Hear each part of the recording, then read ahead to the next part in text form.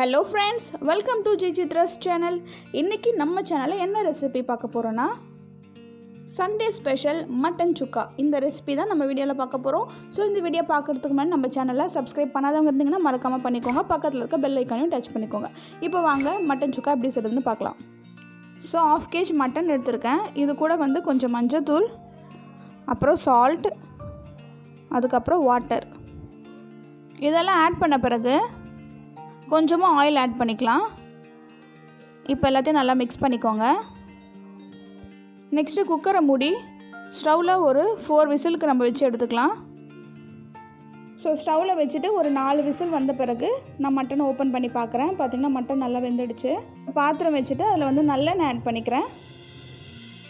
எண்ணெய் சூடானதும் பட்டை வகைகள் ஆட் பண்ணிக்கலாம். இது கூட நான் சின்ன வெங்காயம் தான் இன்றைக்கி ஆட் பண்ணியிருக்கேன். ஸோ நல்லெண்ணெய் சின்ன வெங்காயம் இந்த மட்டனுக்கு ரொம்பவே டேஸ்ட்டாக இருக்கும். ஸோ இது நல்லா கோல்டன் ப்ரௌன் ஆகிற வரைக்கும் நம்ம ஆனியனை ஃப்ரை பண்ணிக்கலாம். இது கூட ஒரு 3 பச்சை மிளகாய் ஆட் பண்ணிக்கிறேன். ஸோ ஆனியன் நல்லா ஃப்ரை ஆன பிறகு ஒரு 2 ஸ்பூன் இஞ்சி பூண்டு பேஸ்ட் ஆட் பண்ணிக்கலாம். நெக்ஸ்ட் இது ஆட் பண்ண பிறகும் நல்லா நம்ம வதக்கிட்டே இருக்கலாம். இஞ்சி பூண்டோட பச்சை வாசனை போகிற வரைக்கும் நல்லா வதக்கிக்கலாம்.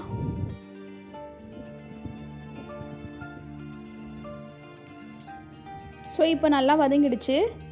நெக்ஸ்ட்டு நம்ம வேக வச்ச மட்டன் இதில் ஆட் பண்ணிக்கலாம்.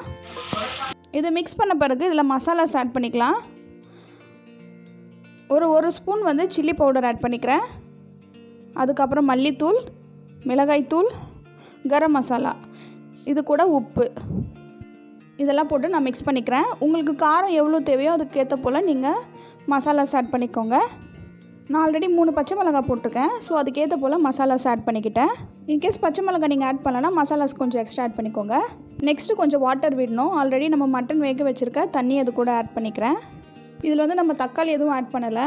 இந்த பட்டை வகைகளும் வெங்காயம் அதுக்கப்புறம் இந்த மசாலாஸ் மட்டும் தான் போட்டு ஆட் பண்ணியிருக்கோம். ஸோ ஆல்ரெடி நம்ம மட்டன் வேக வச்சு தான் ஆட் பண்ணியிருக்கோம். ஸோ ஒரு 5 மினிட்ஸ் அந்த தண்ணி சுண்டின பிறகு நம்மளுடைய மட்டன் சுக்கா ரெடி ஆகிடும். இப்போ பார்த்திங்கன்னா மட்டன் சுக்கா சூப்பராக ரெடி ஆகிடுச்சு. இன்னும் நல்லா ட்ரையாக வேணும்னா நீங்கள் வாட்டர் எதுவும் ஆட் பண்ணாதீங்க. இல்லை கொஞ்சம் கிரேவியாக வேணும்னா வாட்டர் கொஞ்சம் ஆட் பண்ணிக்கோங்க. இப்போது இந்த மட்டன் சுக்கா சூப்பராக ரெடி ஆகிடுச்சு. இது ரொம்பவே டேஸ்ட்டாக இருக்கும். உங்கள் வீட்லேயும் ட்ரை பண்ணி பாருங்கள். இந்த வீடியோ உங்களுக்கு பிடிச்சிருந்தா லைக் பண்ணுங்கள், கமெண்ட் பண்ணுங்கள், சப்ஸ்கிரைப் பண்ணுங்கள், உங்கள் ஃப்ரெண்ட்ஸுக்கு ஷேர் பண்ணுங்கள். வேறு ஒரு வித்தியாசமான வீடியோவில் சந்திக்கிறோம். நன்றி.